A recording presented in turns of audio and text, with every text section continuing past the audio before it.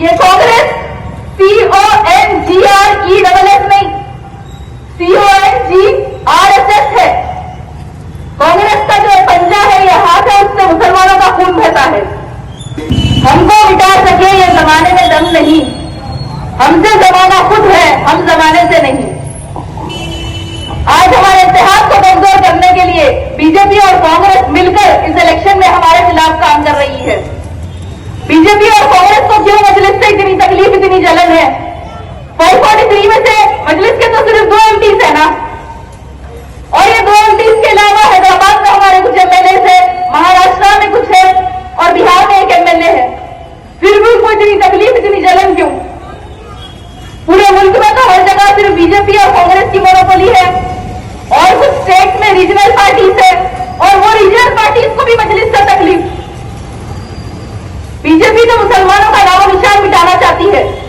कांग्रेसी लोग बोलते हैं कि मजलिस से ही इलेक्शन नहीं लड़ना, 2, 3, 4 पे भी नहीं लड़ना, सब उनके लिए छोड़ देना। रीजनल पार्टीज बोलते यहां नहीं आ रहा, इलेक्शन नहीं लड़ना। इतनी तकलीफ, इतनी परेशानी, इतनी जलन, इतनी हसद मजलिस से क्यों? असद साहब से क्यों?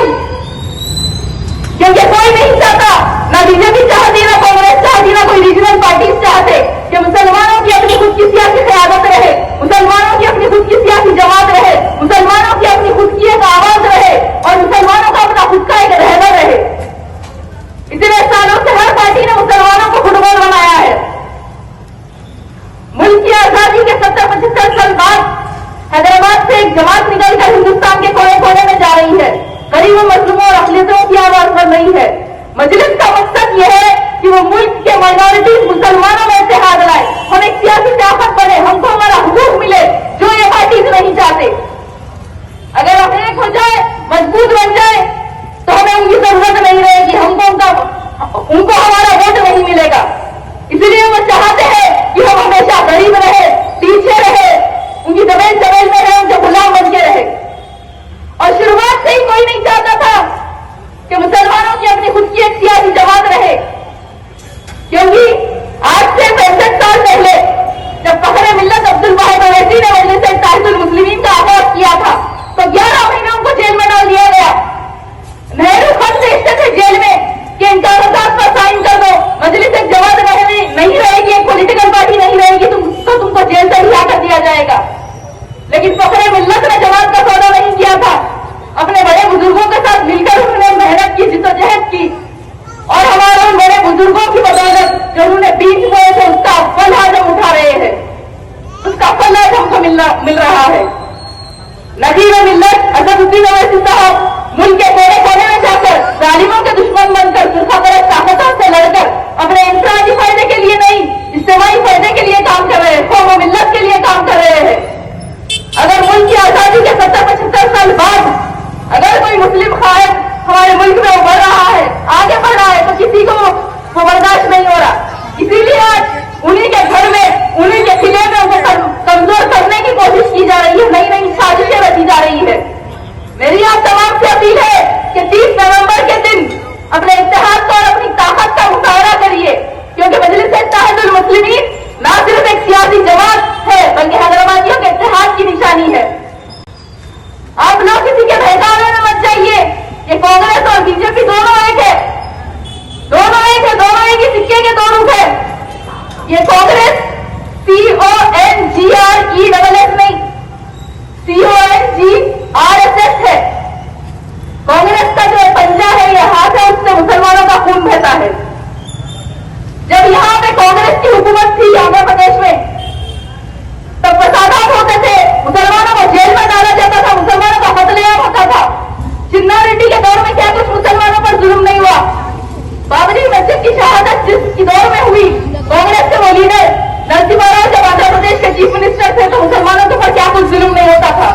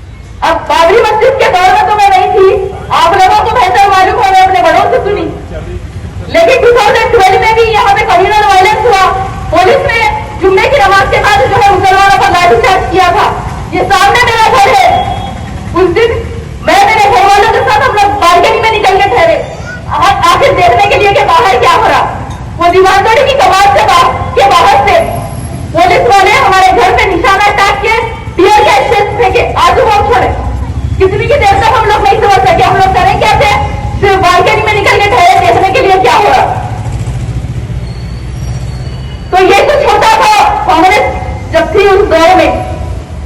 और जो मौजूदा कांग्रेस के सदर है RSS अन्ना, वो मोदी जी की बोली बोल रहे। कुछ दिन पहले बोले हम लगातार है, शेरवानी साड़ी टोपी पे गए, सदर साहब बोले थे देखो इन्हें अपने लिबास पे जा रहा। फिर 2-4 दिन पहले एक हमारे मुसलमान भाई गए, टोपी पहन के उनको टोपे गिनाए, तो टोपी निकाल के फेंक दिए, उनको ढकल दिए। तो ये कांग्रेस और बीजेपी वालों की मुसलमानों से इतनी नफरत है। मेरी आप तमाम से अपील है कि अपने शहर हैदराबाद के अमन के लिए, यहाँ की तरक्की के लिए मजलिस को वोट दीजिए। आपके बेहतर मुस्तकबिल के लिए मजलिस को वोट दीजिए। मजलिस काम की बुनियाद पे अवाम के वोट लेती है। मजलिस का काम ही मजलिस की पहचान है। मजलिस की रहनुमाई में यहाँ पे कई तरक्याती काम हुए हैं और आगे भी इंशाअल्लाह ये कामों का सिलसिला जारी रहेगा। आपके हल्के के उम्मीदवार जुल्फ़िकार अली साहब मजलिस इत्तेहादुल मुस्लिमीन के बहुत ही तजुर्बेकार सिपाही है। सदर साहब ने बोला था कि उनके इंतखाबात की शुरुआत जो है बमों से हुई, तो इंशाअल्लाह चारमीनार में धूम धूम रहेगी। बस आप लोग यहाँ का पोलिंग परसेंटेज बढ़ाइए, और यहाँ का पोलिंग परसेंटेज बढ़ना इसलिए जरूरी है क्योंकि इस हल्के में हमारा मुकाबला बीजेपी से है। तो हमें उनको मुंहतोड़ जवाब देना है। वोट डालना आपकी ताकत है, अपनी ताकत का इस्तेमाल करके आपकी अपनी इस जमात को मजबूत करिए। भाई एक्सपीरियंस से जुल्फ़िकार अली साहब को मुंतखब करिए। ना हाथ ना कमल। 30 नवंबर के दिन आसमान में सिर्फ पतंग पतंग पतंग। शुक्रिया, अस्सलाम वालेकुम। हैदराबाद की बिरयानी तो वर्ल्ड फेमस है, लेकिन दिल भर मसाले से बनी हर डिश बिरयानी से कम नहीं। नॉनवेज हो या वेज, हर डिश बनेगी अब मज़ेदार दिल भर मसाले के साथ। अब रोज बनेगा हैदराबादी जायकेदार खाना आपके घर भी दिल भर स्टाइल में। दिल भर मसाले, असली मसाले, हकीकी जायका।